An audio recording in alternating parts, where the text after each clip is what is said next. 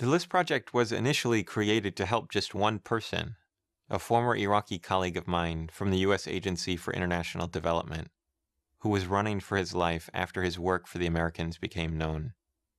When thousands of other U.S.-affiliated Iraqis pleaded to be added to the list, we began a sustained campaign of advocacy and direct legal assistance in order to uphold a moral obligation to Iraqis who risked their lives to help America.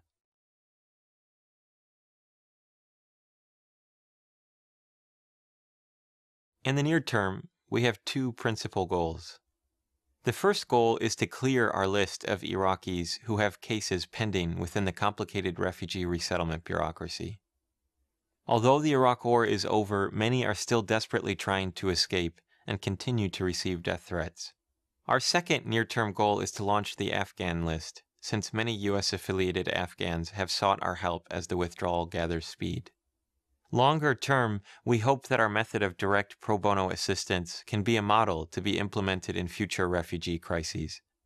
After all, our list will certainly not be the last.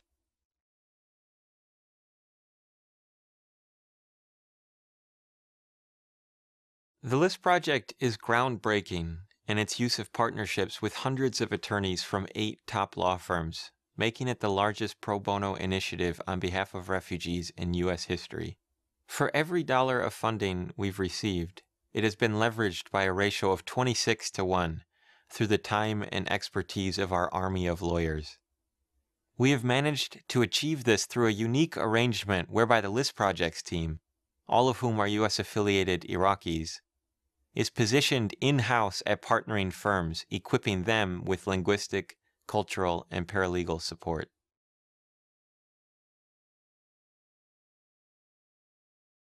The LIST project has been effective for the simple reason that our mission has never wavered. We were founded to confront a problem and do not believe that the organization should exist for decades upon decades. Our team is composed entirely of people who have experienced the challenges of our cause firsthand. Because of this, we are uniquely credible in our advocacy efforts in Washington and beyond. Furthermore, our pattern of controlled growth has allowed us to form incredibly close bonds with our partnering law firms, which has led to more effective advocacy.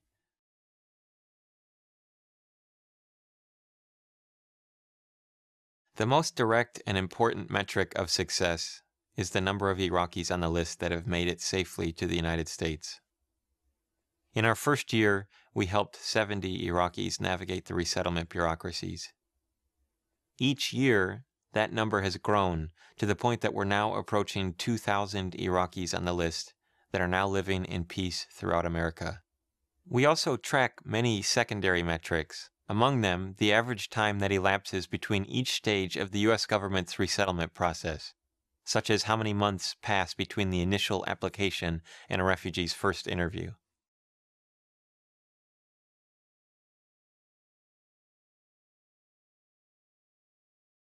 Over the years, some have asked us if the LIST project is bypassing the refugee resettlement process, as in, are we operating our own underground railroad into the U.S.?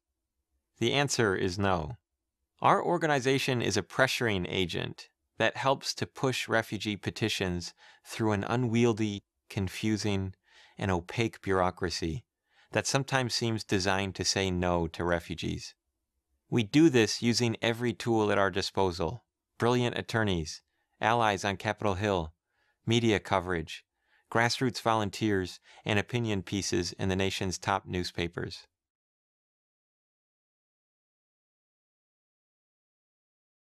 When the LIST project launched, in the height of a civil war ravaging Iraq, the United States was resettling an average of 5 or 10 Iraqis per month, even though the Iraqi refugee crisis was the fastest growing in the world.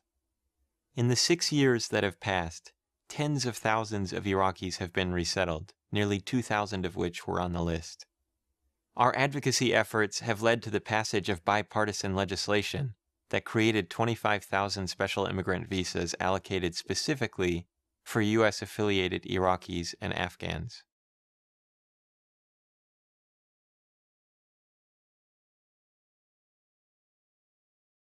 The most significant challenge has been confronting the fear within the U.S. government that one of these Iraqis might be a terrorist. A fear which causes the multiple agencies involved in resettling a refugee to drag out the process with repeated and redundant interviews, security checks, and still more interviews. The plight of our Iraqi allies, in a sense, cuts to the core of our national identity and character, following a dozen years of costly and exhausting war abroad. Have we become so terrified that we have distorted our view of our closest allies in the region, who themselves are fleeing terrorists as a result of helping us? Are they our friends or our enemies?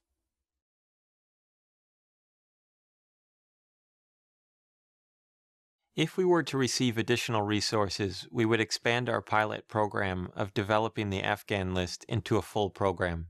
We've already begun training a staffer who would bring Pashto and Dari linguistic capacity and have secured commitments from partnering law firms to take on Afghan cases, but only if the list project can provide the paralegal and language services that have made our work on behalf of Iraqis so successful. As we look at Afghanistan, we feel a moral obligation to use the engine that we built to help Iraqis for the Afghans who are facing the exact same challenges.